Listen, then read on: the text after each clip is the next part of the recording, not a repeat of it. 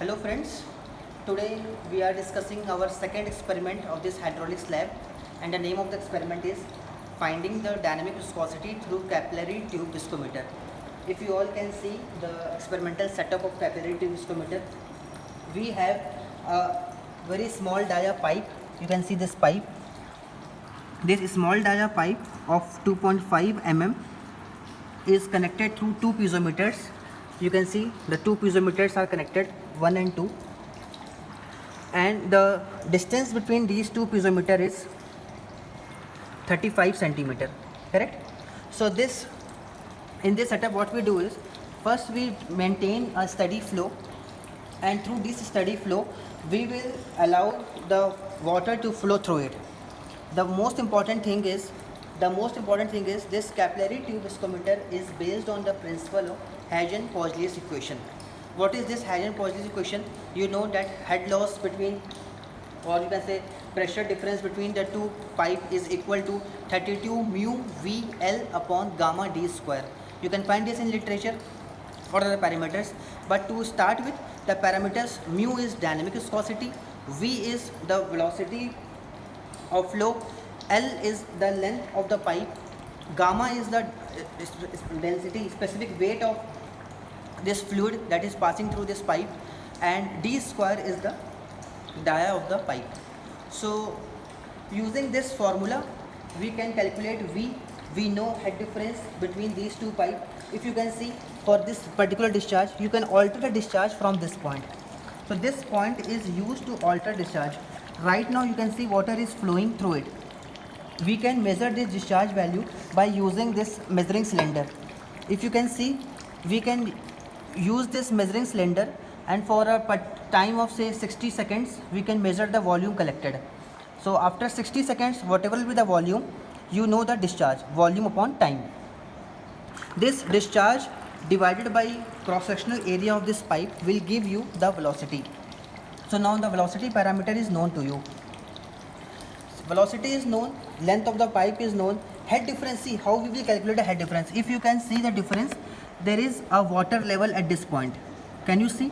This is pipe number 1. You can say this is pipe number 1, A, it is written A. This is pipe number 2, it is written B here. You can see B.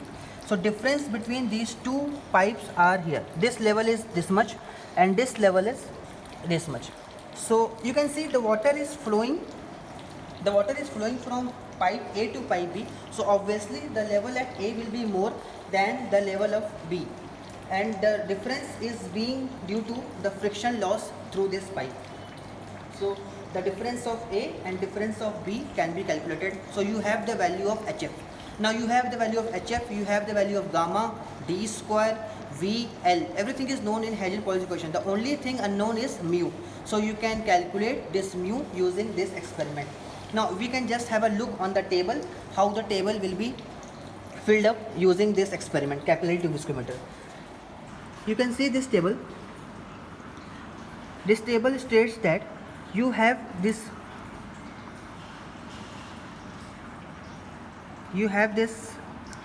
table H1, you can have this H2. Difference between H1 and H2 will give you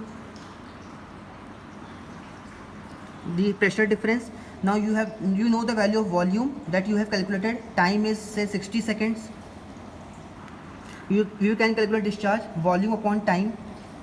This is volume upon time. Mu can be calculated by using Hagen-Poiseuille's equation, this equation. Okay. So this row number 1 is filled for a particular discharge, say Q1. Now same you can alter the discharge. How you will alter discharge? You will alter the discharge through this nozzle. See, I am altering the discharge. Now discharge is altered. Okay. So another discharge, you can again take the value for 60 seconds. What is the discharge? What is the volume you have calculated in 60 seconds?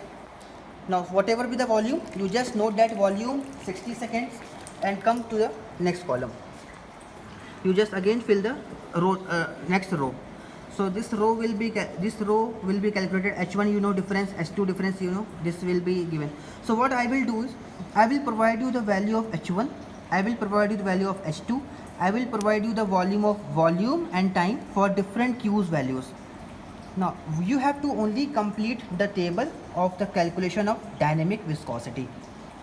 At the end, you will submit your report by answering these questions of discussions in your A4 size paper or any of your copies, and submit it through the Google Classroom.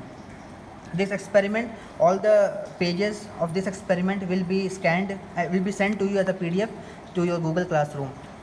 Hope the experiment is clear to you. This is very simple experiment. Right now we are using water to flow through it, and later stages you can use any oil of any other specific density or specific gravity. You can use castor oil, you can use kerosene oil. The process will remain same for any fluid.